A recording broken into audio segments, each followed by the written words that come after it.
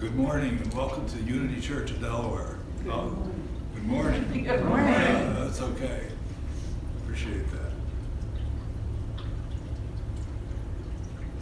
We want to welcome any newcomers that we might have today. I think everybody's been here before, so thank you for that.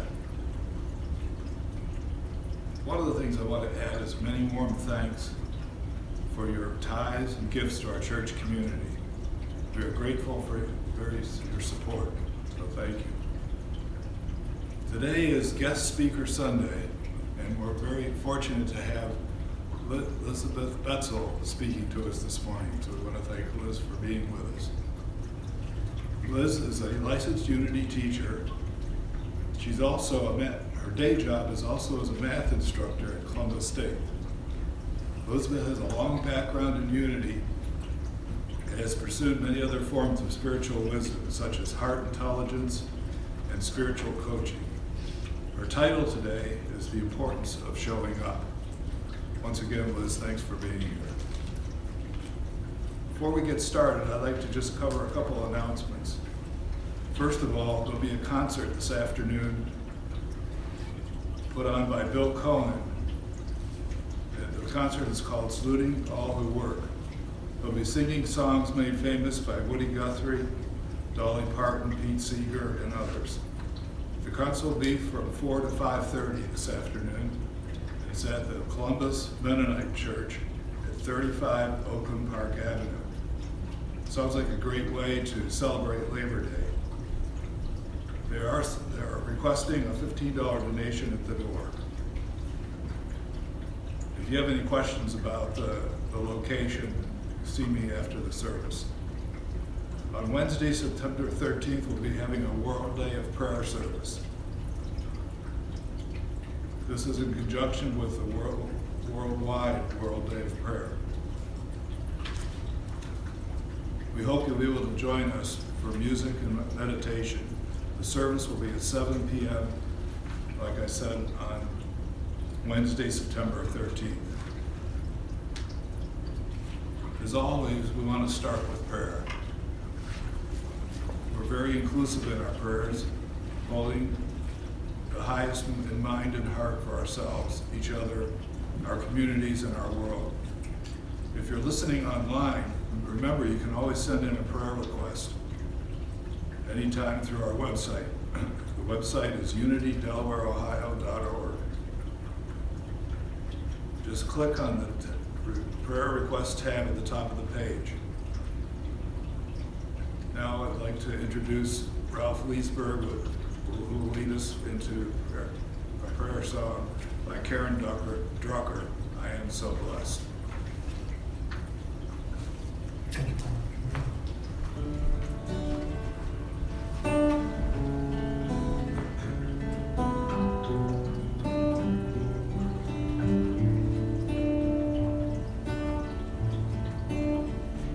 I am so blessed, I am so blessed, I am so grateful for all that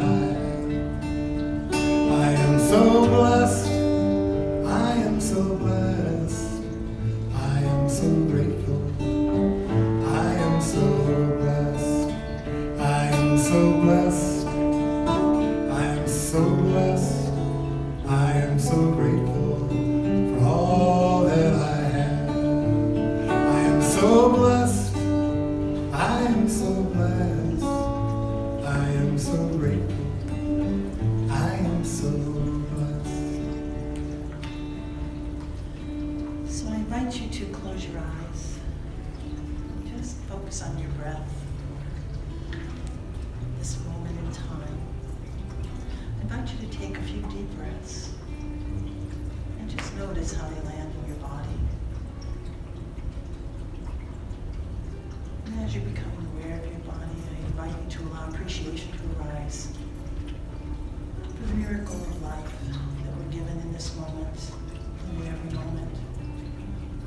For the miracle of our bodies, their complexity, their constancy, and their support of our experience of life.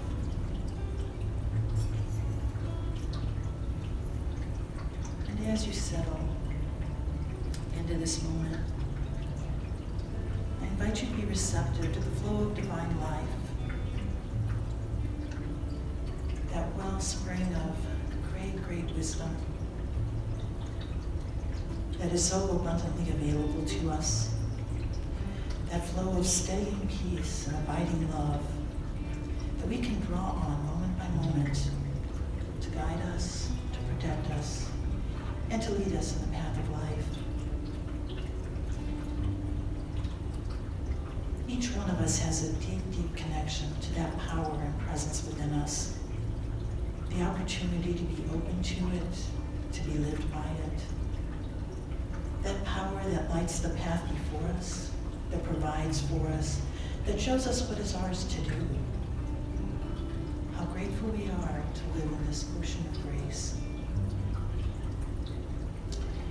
And we know that this is true for each one in our circle this morning, for each one listening in on our service, for all of those dear ones that we're holding in our hearts and lifting up in prayer in this moment, and for all beings everywhere.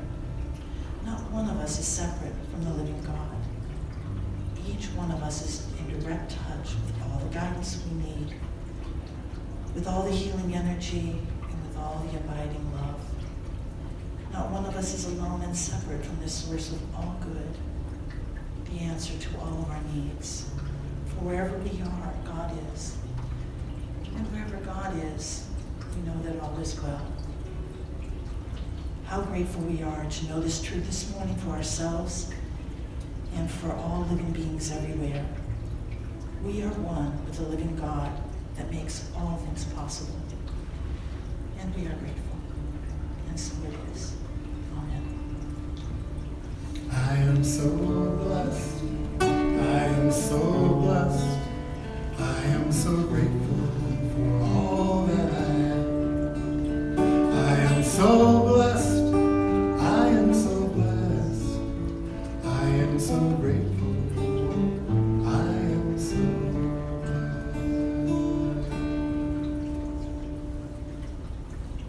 Well, good morning, everyone. Good morning. This first song is one that I partially wrote on the freeway. And I had to go home and finish it. And I'm not going to tell you the whole story, but it has served me well. And parts of it, Cheryl and I quote to each other often.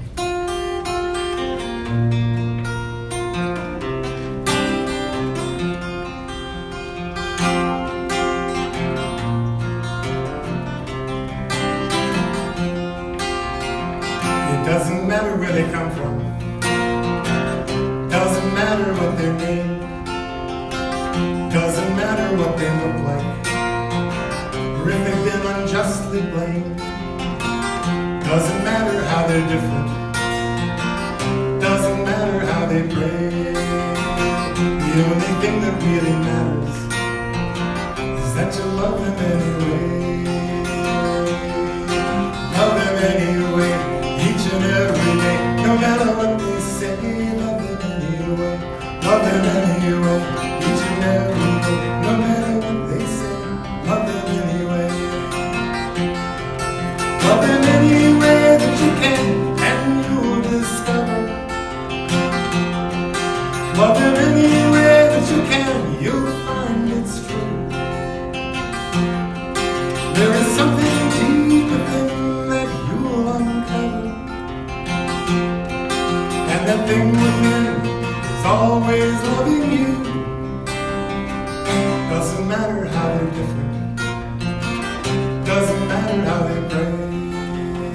The only thing that really matters is that you love them anyway.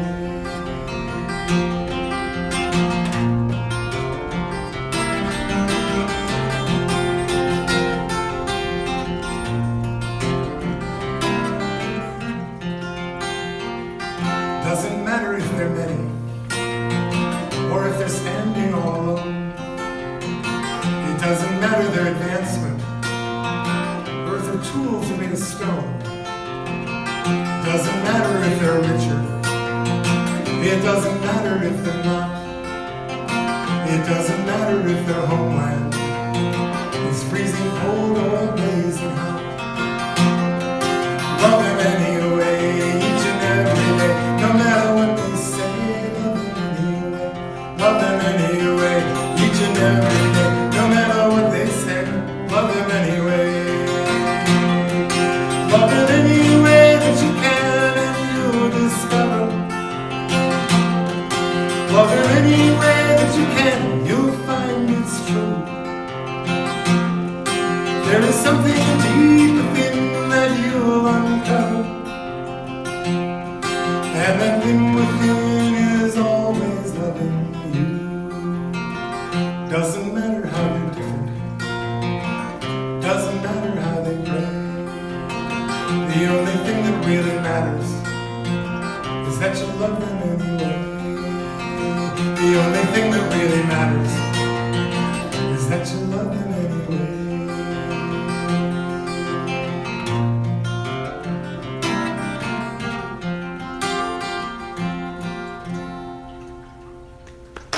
Thank you. Thank you. And now, Liz Betzel. Thank you, Ralph. I have to admit, I was in a little bit of shock at your story about writing that song on the freeway. I'll tell you the whole story. And you're still alive. We're grateful. All right, well, a little bit of humor to share with you this morning. I really appreciate the way Joanne does that. Gives us a chance just to kind of laugh and lighten up and relax a little bit. So there were two men playing golf on a golf course that was next to a road.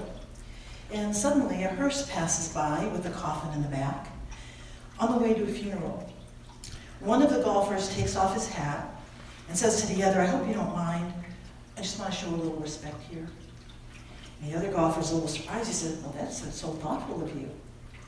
And the first golfer says, "Well, she was a very good wife."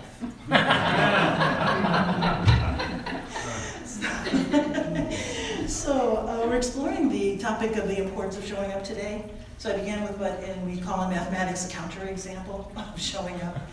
And it's also a delightful joke that reminds me of my father. He fell in love with golf in his retirement years, although I don't think he'd have ever done that. But it does bring back some sweet memories. So I wanted to give a few examples of showing up and not showing up in life so that we have an idea of this practice that we're talking about, this characteristic that we're talking about. So I was looking through the photo album, quite a while ago, I won't say how many years, but I was looking through the photo album, our family photo album several years ago, and I came across some pictures of my daughter Anna's 6th birthday. And as I was leafing through the photo album, I became aware of a great sadness, almost a grieving, that was welling up within me as I looked at these pictures. And it took me a minute to realize what was going on here. What I realized is that I had no recollection of that birthday celebration except for the pictures that I took. I couldn't really remember where it was. I couldn't remember all the kids that came. I couldn't remember any of the gifts that she got. All I could remember was what I saw in those pictures. And I realized that I hadn't really shown up for that occasion. I was there physically, but I hadn't shown up. And I think the grieving was because I realized I wouldn't have a chance to redo that and to actually show up to that wonderful occasion. But contrast that with the experience of my son's bar mitzvah. Kai chose to have his bar mitzvah while he was attending Jewish summer camp in Zionsville, Indiana. And we arrived for the ceremony, which was held in a little amphitheater out in the woods. They had a rough ark with the Torah inside and a bima that was hewn out of some wood. And as I watched Kai take his place behind the bima, behind the platform, chant the Torah, give his little devar, his little talk, I was breathless. The authority with which he delivered his parts of the ceremony, the seriousness and the earnestness that he expressed at all of 13 years of age, the joy that I saw that he had when it was over, and he realized that he had done something awesome. It gives me goosebumps when I look at those pictures. Now those are on my phone, they're not the family photo album because times changed. But I showed up for that event, and to this day I'm still affected by it when I look at those pictures. So that's what I'm talking about, showing up to life. And you probably see the importance of showing up to life. It's how we experience our lives. So showing up is the act of bearing witness to the miracles of life, to the pain of life, and to the interconnectedness of life without losing our true sense of self.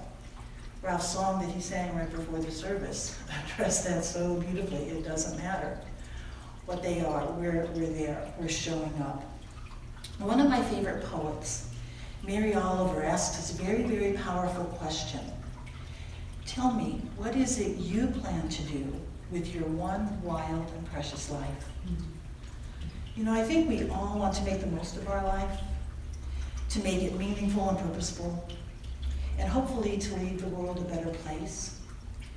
But if we are going to do anything with this one wild and precious life that we've been gifted, then we have to show up first.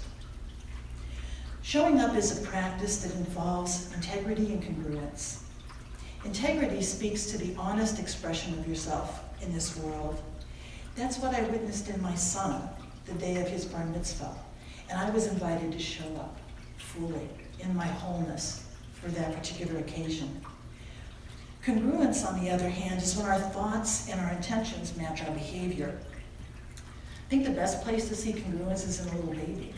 You know, when we come into this world as human beings, we are born whole, integral, with no distinction between what's going on inside of us and what is going on outside of us, how we're expressing ourselves in the world. I think it's what makes infants so fascinating, so wonderful to be around most of the time. As infants, our only choice is to show up. We don't know any other way to be in this world. However, as we go through the socialization process, we lose touch with that wholeness. And as adults, we find ourselves asking, whatever happened to me? Sometimes I've asked myself, who am I? Because I've lost so much touch with my wholeness. How did I lose this capacity to be here as I really am? We have to find a way to build a bridge between who we truly are in this world and the way we present ourselves in this world. And that's what we're going to be looking at this morning. We're looking at some practices that will enhance that ability, that capacity. May Sarton describes showing up beautifully in her poem entitled, Now I Become Myself. She writes, now I become myself. It's taken time, many years and many places. I've been dissolved and shaken, worn other people's faces. Showing up is a daily practice that requires us to notice our reality, to process what we notice, to recognize the legitimacy and worthiness of our reality by naming it, and to respond to life in a way that does not injure or diminish ourselves and others. So what does this practice of showing up look like? Well, about a month ago, I went through a bout of forgetting to attend meetings that I was expected to attend. And this is not at all my normal way of being. In fact, when I think about who I should be, responsibility is really high on that list. Yet, as I was sharing this struggle of having missed this string of meetings with some of my friends, I found myself saying, you know, I've been irresponsible lately, and that's so unlike me. But I think it may be a good thing. Have you ever surprised yourself by the words that come out of your mouth sometimes? That last phrase surprised me. Irresponsibility a good thing when I so value responsibility in myself and in others? And so I reflected on that for a while. And what I noticed as I reflected on that, I looked at my habit of being very responsible. And, you know, I asked myself the question, how many times did I ignore what I needed in order to fulfill some responsibility that I had committed, myself to? And I began to see that deeply listening to myself and prioritizing my own needs is really the first step of showing up in life. If I'm too responsible, fulfilling all these little commitments, most of the time I'm not showing up. I'm busy checking off my to-do list. And so showing up in life sometimes means that we may need to be a little irresponsible. And I also realized that when I notice myself being irresponsible, it's really a call to listen more deeply to myself and to reevaluate what I commit myself to do and maybe make adjustments so that I can show up. I learned that showing up in life means that I have to show up to myself first. Listening deeply to yourself and prioritizing your own needs is the first step in showing up in life. Showing up requires self-knowledge. Because how can we show up for ourselves if we don't know who we are and what we need? So you may be wondering, how do I get to know myself? You know, it's the water I live in, and it's the air that I breathe. So how do I get to know myself? Well, there's a practice called repeating questions. And I'm going to share some with you this morning. I am going to list several questions, so I just wanted to mention that I did put some notes on the back table, back by the offering basket, if you want to pick some up on the way out, if you're interested in some of these practices. So, repeating questions. We ask ourselves the same question repeatedly. And you can do this with another person. I often do it with myself. Sometimes I'll journal with it. And the thing is, when we ask ourselves a question repeatedly, those parts of us that are the loudest and the noisiest that we hear in our head all the times, they're usually the first to fire off their wisdom. And you have to keep asking, because after a while, those parts will actually tire out. They'll have shared all that they can share. And some of those quieter parts of us, those parts of us that we have banished, those parts of us that we've kind of tamped down, those parts of us that just don't speak up as loudly, they get a chance to step up. And it's those later answers that can be very, very insightful, bring a lot of realizations. So here are some questions for that practice. Can you name some of the main qualities that make you you? What makes you a unique individual? Do you have a clear sense of your core values and priorities? Do you know what you prefer in your environment, in your activities, in your daily routine? Do you know what you need in any given moment? Do you know what boundaries are important to you? This is my favorite. Who do you need to be? For yourself or someone else? And once you have the answer to that question, ask yourself, why do you need to be that? So in addition to self-knowledge, showing up for yourself requires making space for yourself. Space to notice and respond, space to flourish and thrive, space that you can fill with habits, activities, and people that truly make you feel good. Stephen Covey gives us a powerful metaphor for making space. It's usually done in a talk. And so the presenter will have a large jar, wide-mouthed jar, about a gallon jar, several large rocks on the table and some smaller rocks. And so the presenter begins by filling the space of the jar with the large rocks. And we've got all the large rocks that he can get in there. They're at the top. He'll ask the participants, is the jar full? And the obvious answer is, yeah, you can't get any more large rocks in there. But the true answer is actually no, because now you've got the small rocks. And so he keeps filling and filling and filling, and finally, after quite a while, the jar is truly full. And of course, the lesson of this exercise is that in order to create enough space for everything that we have going on in our lives, we need to put in the big rocks first. Big rocks represent what we know about ourselves, what's important to us, what our values are, what our priorities are. When we put those in first, we have time for everything that needs to be done. Laura Vanderkam, popular author and speaker, tells us that when we focus on what we do best and what brings us the most satisfaction, there is plenty of space for everything.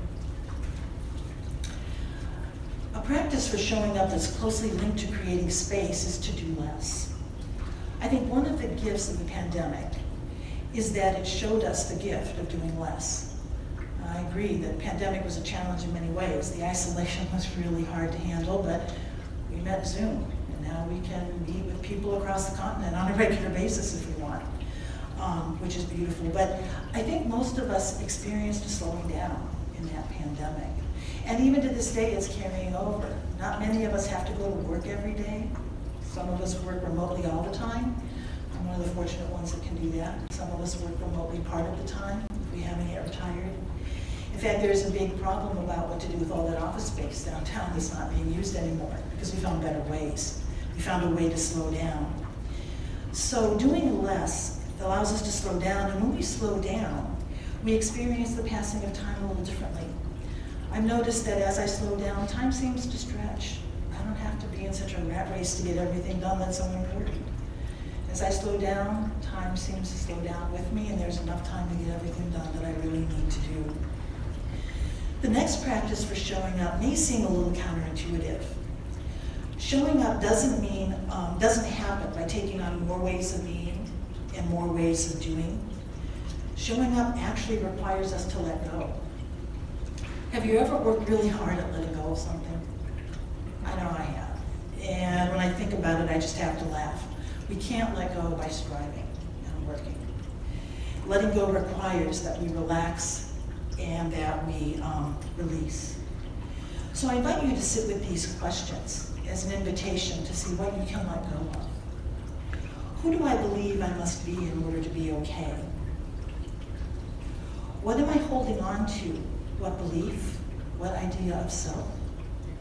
What idea of another? What way of being? How does holding on to these things give me the illusion of control? Our rigid sense of self and our rigid sense of our relationship to others separates us from our wholeness. And of course, if we don't have access to our wholeness, we can't show up in life. And that's what happened to me at my daughter's 6th birthday. I was rigidly attached to being a good mom, taking all those pictures so that we could look at it in the future and remember what happened. The problem was I didn't experience any of it, so I couldn't remember what happened. Hopefully my daughter could. That was the main point of it. But I was so rigid in that sense of self, being a good mom, that I didn't have access to my wholeness in that moment. We need to have access to our wholeness if we have any hope of showing up. And the last practice that I'm going to share with you this morning for showing up, it's not an exhaustive list, but I figure it's probably enough to get us going, is the practice of opening yourself up to awe. It's the goosebumps that we get when we listen to the crescendo of our favorite song, the stupefying wonder that comes with witnessing a birth or even a death, the astonishing mystery we feel when we gaze up into a clear night sky. We get a little different perspective on who we and what we are and our place in this universe. This is awe. It's a complex, often overwhelming emotion that occurs when we encounter vast mysteries and that can elicit everything from pleasure and connectedness to a crawling sense of uncertainty. Moments of awe can create unforgettable memories, and they can have a lasting impact on our lives, on the way we interact with others, and on how we show up. Can you recall a time when you experienced awe? I'm sure every one of us had many moments where we experienced awe. I've shared with you before an opportunity that I had. It was a serendipitous opportunity to share a meteor shower, a beautiful, beautiful meteor shower out in the wilds of Pennsylvania. We were on a remote camping trip, my family was, and my father and I had gone over in the boat to pick up my mom who had work that day, who was coming down to join us that night. And fortunately for us, she had gotten lost. It took her a little while to get there, so we were sitting on the boat waiting for about a half an hour or so, maybe an hour. And it was the day before cell phones, and we weren't panicked. You know, it's amazing. Cell phones, I think, induce a lot of panic, but we weren't panicked. We figured, okay, she'll be here. We weren't worried about it. And while we were waiting, this meteor shower occurred. It's the one that occurs, I forget the name of it, but it's the one that occurs around every August, and it just peaked a few weeks ago in our area. But we were out in the wilderness, and so the sky was beautifully, beautifully clear. And to this day, as I recall that, just, up and down on the boat, just bobbing up and down on the boat, pure silence, the trees framing the picture, it still gives me goosebumps. I can remember those memories so clearly, and I still feel those emotions that are tied to them. One of the ways I experience awe is with our dog, Bo, every morning. He comes in, and I usually sleep in a little bit late, so after he's gone for his morning walk, he has to come in and jump on the bed, and he's so excited to see me. He wiggles his tail, and he wiggles his tail so hard that he's like a snake slithering up where I am. And when I open myself up to that, I don't bat him off the bed. When I open myself up to that, that's a moment of awe that I'm experiencing. So awe is around us. It's not something that we have to create. We just have to show up enough to be aware of it. One of the leading scientists who is studying awe is Dr. Keltner. He is a University of California at Berkeley psychologist, and he's dedicated the last 15 years to investigating the origins and the effects of this emotion of awe. And he identifies several triggers of awe. One of them is people's moral beauty, witnessing acts of kindness and courage. And this is what triggered my awe at my son's bar mitzvah. I saw my son, a part of my son I had not seen before. And that definitely triggered the awe in me. Nature is a big trigger, especially in the autumn coming up. Beautiful, glorious colors that we're going to get to witness here soon. Collective patterns of movement and people, huge choirs, huge artistic performances, fans at stadiums, fans at concerts. We often feel awe in those places. Music and poetry, obviously, visual arts and design as well. Spiritual practice can awaken us to awe. The life and death cycle can awaken us in awe. I had an experience with that and a moth in the shower this morning.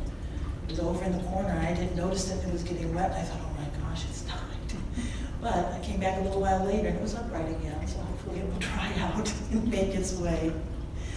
And then also these huge, huge ideas that we encounter that often make us aware of the immensity of our universe, or the immensity of our energy, or the immensity of our power, the immensity of our presence. If you haven't had a chance to see Oppenheimer, the movie that has just come out, that is an experience that will bring in awe as you look at that beautifully, beautifully done movie. One simple prescription that Docker shares with us is that that can have transformative effects, is that we need to look for more daily experiences of awe. They're around us, we just need to be receptive to them. Experiencing awe allows us to show up, as I shared earlier. When we experience awe, our sense of ego, those rigid self-identities that we take on, those masks that we wear, they tend to lighten up. They tend to diminish. And we have a sense that we are connected to a larger creation. We're connected to a purpose, to a movement. We're connected to the ecosystems in which we live. And the latest research suggests that taking the time to experience awe, whether it's through engaging in nature, enjoying great music or art, or even binging on YouTube videos, may be a pathway to improving our life and our relationships. Receiving the moments of awe that arise each day requires us to take residence in our heart. We experience awe in our heart. Awe is not something that we create with our mind and our thoughts or our beliefs.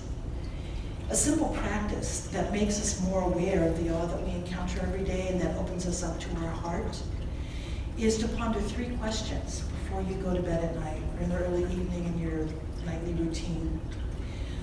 They're very simple questions. What is the best thing that happened to me today? What kindness was shown to me today? And what kindness did I extend to another today?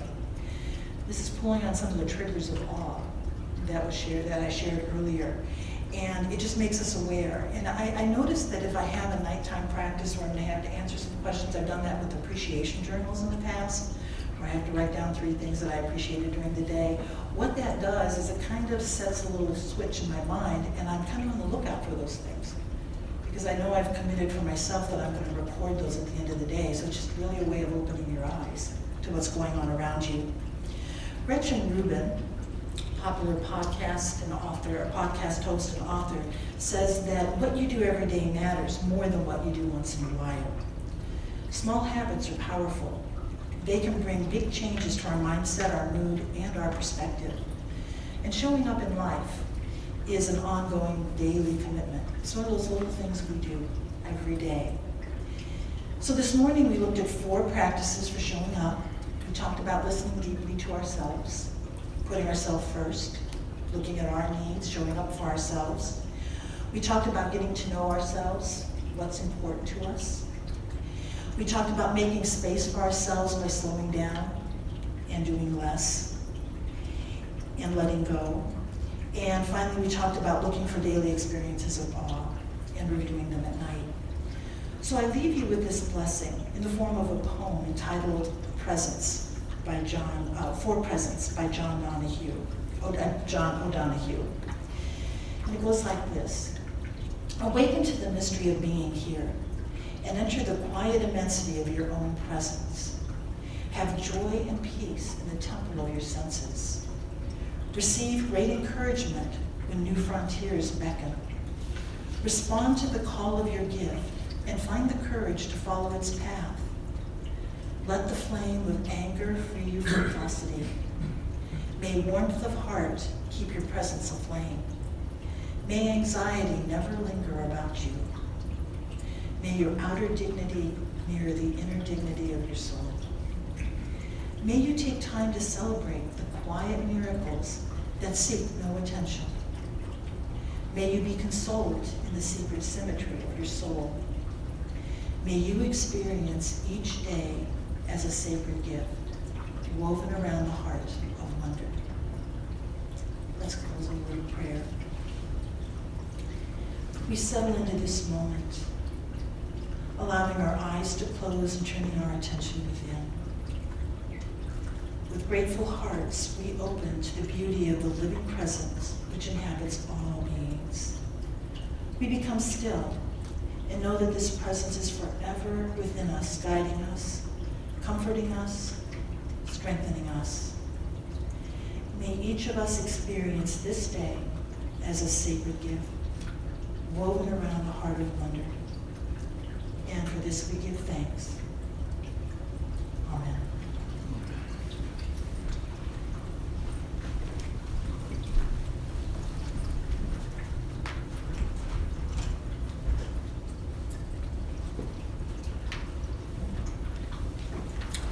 Thank you, Liz. It reminded me of several things that are in my daily practice.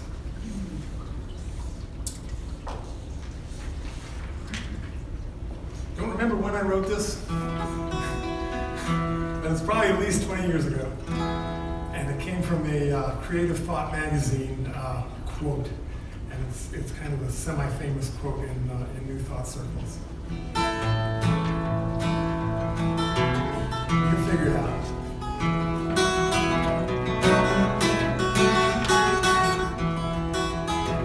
There is nothing to heal. There is nothing to fix. You don't need gimmicks, and you don't need tricks. It's all there inside, waiting to come out. There is nothing to heal, there's only truth to reveal. That's what I'm talking about. I've had my share of emotional pain. Thought that I should see sunshine, all I saw was the rain. But on the other side of my worry and doubt, the sun was shining behind the clouds. That's what I'm talking about. And there is nothing to heal, no, nothing to fix. You don't need gimmicks, you don't need tricks. It's all there inside, waiting to come out. There's nothing to heal, there's only truth to reveal. That's what I'm talking about. Now when you're looking at your neighbor and you see nothing but sin, just remember he's a mirror. You better look again.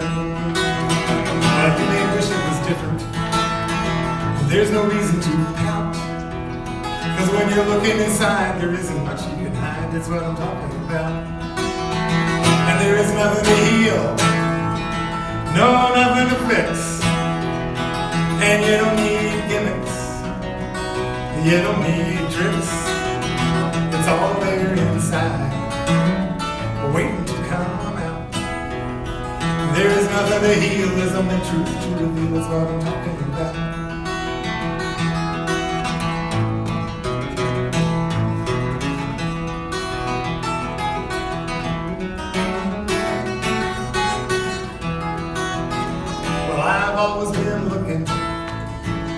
My lucky star. Was pretty sure it was out there, just never knew how far. So I waited for sundown, and then all the stars came out. Just cause I couldn't see, they were still waiting for me. That's what I'm talking about. And there is nothing to heal, no, nothing to fix. And you don't need gimmicks, no, you don't need tricks. It's all there there inside, waiting to come. There is nothing to heal, there's only truth to reveal, that's all I'm talking about. There is nothing to heal, there's only truth to reveal, that's all I'm talking about.